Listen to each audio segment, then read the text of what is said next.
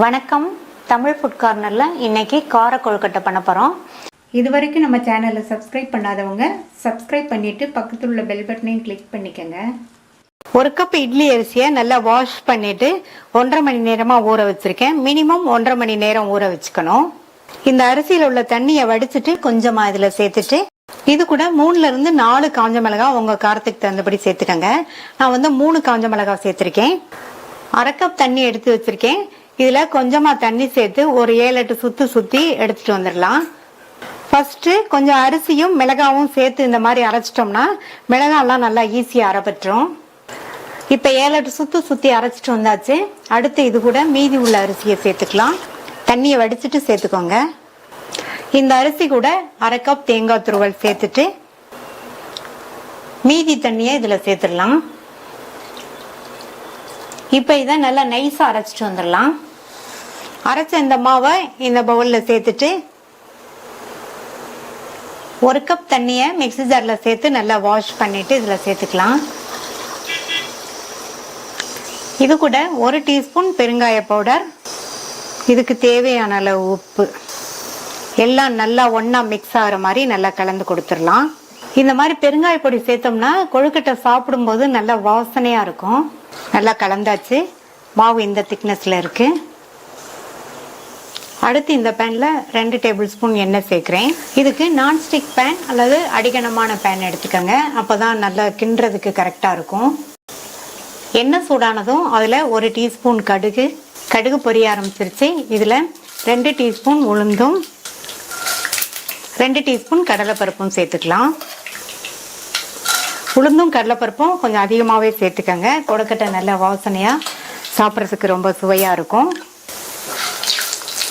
இந்த பருப்போட கலர்லாம் பொன்னிறமாக வரட்டும். நம்ம சேர்த்த பருப்பெல்லாம் இந்த மாதிரி பொன்னிறமாக வந்ததுக்கு அப்புறமா நம்ம மிக்ஸ் பண்ணி வச்ச இந்த மாவு கலவையை நல்லா ஒரு தடவை கலந்து விட்டுட்டு ஸ்டவ்வோட தீயை நல்லா குறைச்சிட்டு இதில் சேர்த்துக்கலாம்.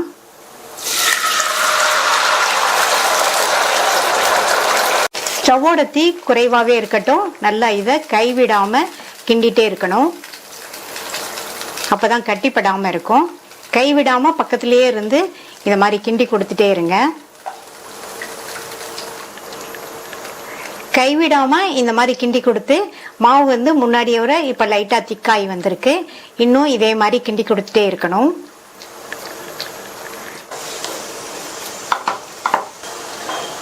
இப்போ பார்த்தீங்கன்னா நல்லா மாவு பக்குவத்துக்கு வந்திருக்கு. இன்னுமே நல்ல 1 நிமிஷம் போல் கிண்டினோம்னா நல்ல கொழுக்கட்டை பிடிக்கிற பக்குவத்துக்கு மாவு கரெக்டாக வந்துடும். இந்த ஸ்டேஜில் இதில் பொடியாக கட் பண்ண கொத்தமல்லி இலைகள் கொஞ்சமும் கருவேப்பிலை இலைகள் கொஞ்சமும் சேர்த்துக்கலாம். சேர்த்துட்டு நல்லா இன்னும் திக்காய் வர வரைக்கும் இதை கிண்டி கொடுக்கலாம்.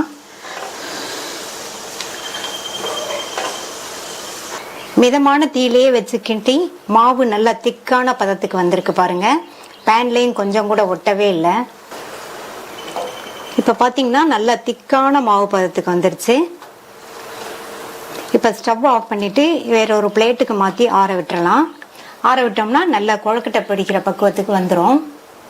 ஆறுனதுக்கப்புறமா இதை நல்லா கையை வச்சு ஒன்று போல் நல்லா பிசைஞ்சுக்கலாம்.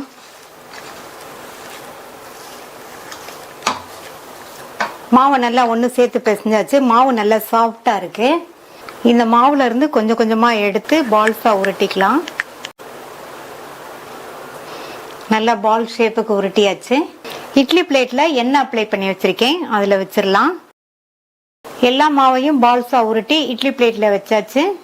இனி இதை வேக வச்சிடலாம். இட்லி பாத்திரத்தில் தண்ணி நல்லா கொதிச்சுட்ருக்கு.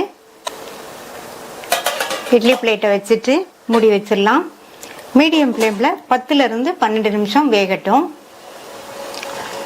இப்போ 10 நிமிஷம் ஆச்சு. கொழுக்கட்டையெல்லாம் நல்லா வெந்துருச்சு. இதை வெளியில் எடுத்து வச்சு நல்லா ஆற விட்டுறலாம். மீதி உள்ள கொழுக்கட்டைகளையும் வேக வச்சுக்கலாம். ஆறின எல்லா கொழுக்கட்டைகளையும் பிளேட்டுக்கு மாற்றியாச்சு. சுவையான சாஃப்டான கார கொழுக்கட்டை ரெடி ஆயிடுச்சு. இதை ஈவினிங் டைம் ஸ்நாக்காகவும் சாப்பிட்டுக்கலாம். நைட் டின்னராக சாப்பிட்றதுக்குமே நல்லாயிருக்கும்.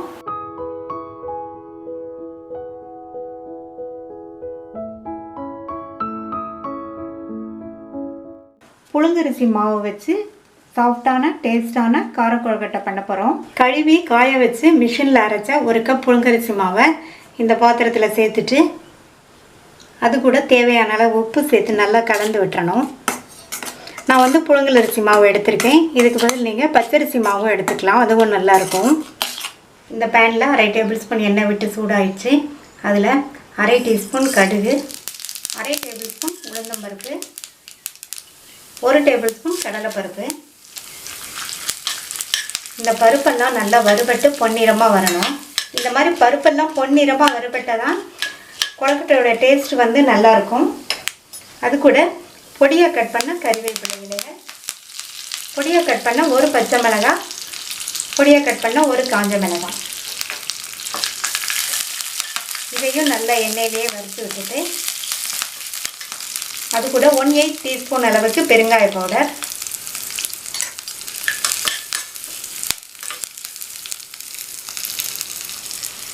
2 டேபிள் ஸ்பூன் தேங்காய் துருவல். தேங்காய் துருவலை சேர்த்துட்டு நல்லா ஒரு பரட்டி விட்டுட்டு ஸ்டவ் ஆஃப் பண்ணிடணும். சேர்த்துருக்கிற இந்த பருப்பு தேங்காய் துருவலுக்கு தேவையான அளவு உப்பு சேர்த்துட்டு நல்லா மிக்ஸ் பண்ணி விட்டுட்டு இதை மாவில் சேர்த்துடலாம்.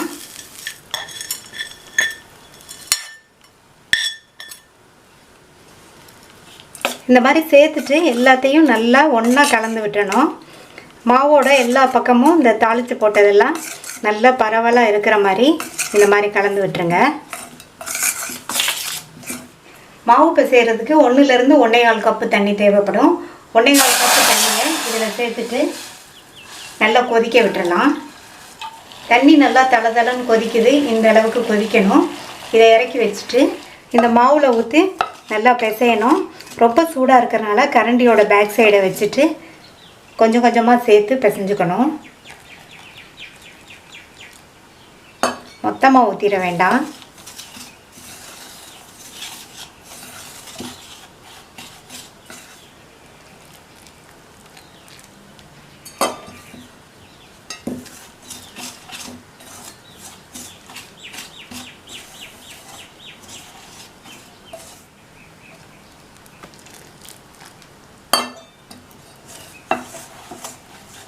இப்போ கொஞ்சம் கொஞ்சமாக தண்ணி சேர்த்து நல்லா பிசைஞ்சாச்சு.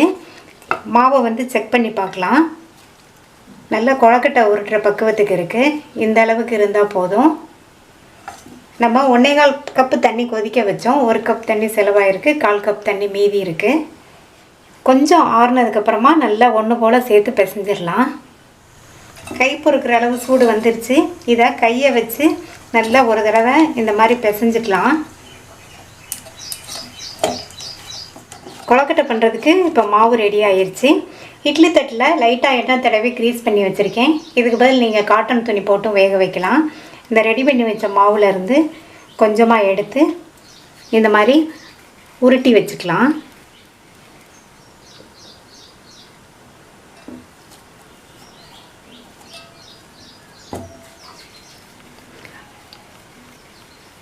புழுங்கலரிசி மாவில் இந்த கொழுக்கட்டை பண்ணுறதுனால கொழுக்கட்டை வந்து நல்லா சாஃப்டாக டேஸ்ட்டாகவும் இருக்கும். எல்லா மாவையும் இதே மாதிரி உருட்டி வச்சிடலாம். இட்லி பாத்திரத்தில் தண்ணி நல்லா கொதிச்சிட்ருக்கு. இந்த மாதிரி கொதிச்சதுக்கப்புறம் தான் வைக்கணும். நம்ம உருட்டி வச்ச கொழுக்கட்டைகளை இதில் வச்சுட்டு மூடி போட்டு ஸ்டவ்வை மீடியம் ஃப்ளேமில் வச்சு 5 நிமிஷம் வேக வச்சுக்கலாம். ஏற்கனவே மாவை நம்ம நல்லா கொதிக்கிற தண்ணியில் போட்டு பிசைஞ்சதுனால 5 நிமிஷம் போதும் வேகிறதுக்கு. 5 நிமிஷம் ஆச்சு. கொழுக்கட்டையெல்லாம் நல்லா வெந்துருச்சு. ஸ்டவ் ஆஃப் பண்ணிவிட்டு இதை வெளியில் எடுத்து வச்சு ஆற வச்சிடலாம். டேஸ்டான சாஃப்டான புழுங்கலரிசி மாவு கார கொழுக்கட்டை ரெடி ஆயிடுச்சு.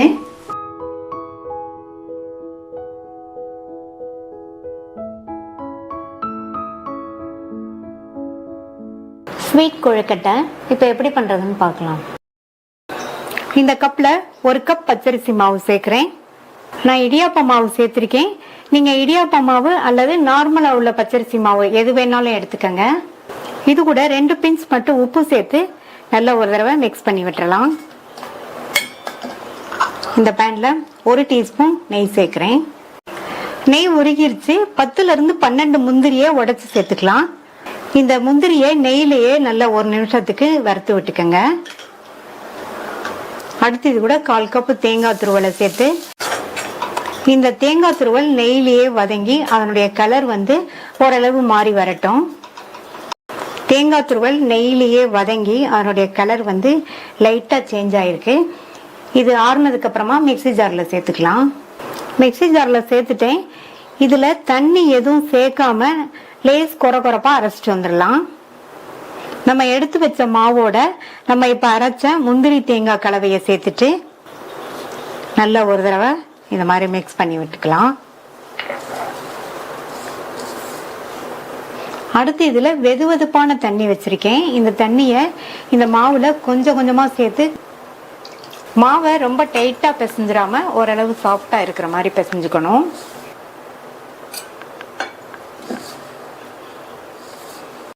இப்ப மாவு பிசைஞ்சாச்சு. மாவு இந்த அளவுக்கு சாஃப்டா இருக்கிற மாதிரி பிசைஞ்சுக்கங்க. இப்ப இந்த மாவுல இருந்து கொஞ்சம் கொஞ்சமா எடுத்து சின்ன சின்ன உருண்டைகளா உருட்டி வச்சுக்கலாம். இதே மாதிரி எல்லா மாவையும் உருட்டி வச்சுக்கலாம். எல்லா மாவையும் உருட்டி வச்சாச்சு. இனி அடுத்து ஆவியில வேக வச்சுக்கலாம். இட்லி பாத்திரத்துல தண்ணி விட்டு நல்லா கொதிச்சிட்டு இருக்கு. நம்ம உருட்டி வச்ச கொழுக்கட்டையில இதுல வச்சுட்டு மூடி போட்டு ஸ்டவ்வை மீடியம் ஃப்ளேம்ல வச்சிருங்க. இந்த கொழுக்கட்டை வெந்து வர்றதுக்கு 10ல இருந்து 12 நிமிஷம் ஆகும். 10 நிமிஷம் ஆச்சு. எல்லா கொழுக்கட்டைகளுமே நல்லா வெந்துருச்சு. இதை வேற ஒரு பாத்திரத்துக்கு மாத்தி வச்சிடலாம்.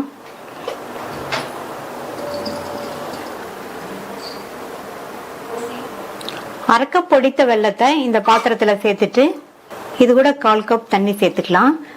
நம்ம எடுத்த 1 கப் மாவுக்கு 1/2 கப் வெல்லம் கரெக்டா இருக்கும். இப்ப இந்த வெல்லம் நல்லா கரைஞ்சு வரட்டும். கரைஞ்சா மட்டும் போதும். இப்போ வெல்லம் நல்லா கரைஞ்சிருச்சு. இதை வடிகட்டி தனியா எடுத்து வச்சுக்கலாம். வடிகட்டின இந்த வெள்ளக்கரைசலை மறுபடியும் இந்த பேன்ல சேர்த்துட்டு இந்த வெள்ளக்கரைசல் 2-3 நிமிஷம் கொதிச்சு ஓரளவு திக்காய் வரட்டும். பாகுபதம்லாம் எதுவும் பார்க்க வேண்டியதில்லை. இப்ப 2 நிமிஷமா கொதிச்சு வெள்ளக்கரைசல் ஓரளவு திக்காய் வந்திருக்கு. இப்ப இதை ஒரு பவுலுக்கு மாத்தி வச்சிடலாம். இந்த பேன்ல 1 டீஸ்பூன் நெய் சேர்க்கிறேன். நெய் உருகினதும் இதுல ஒரு 5-6 முந்திரியை உடைச்சு சேர்த்துக்கங்க. இந்த முந்திரி ஆப்ஷனல் தான். நீங்க விருப்பப்பட்டா சேர்த்துக்கங்க, இல்லைன்னா ஸ்கிப் பண்ணிடலாம். முந்திரி வறுபட்டு பொன்னிறமா வந்துருச்சு. இது கூட 1/4 கப் தேங்காய் துருவலை சேர்த்துட்டு 1 நிமிஷத்துக்கு நல்லா வதக்கி விட்டுக்கங்க.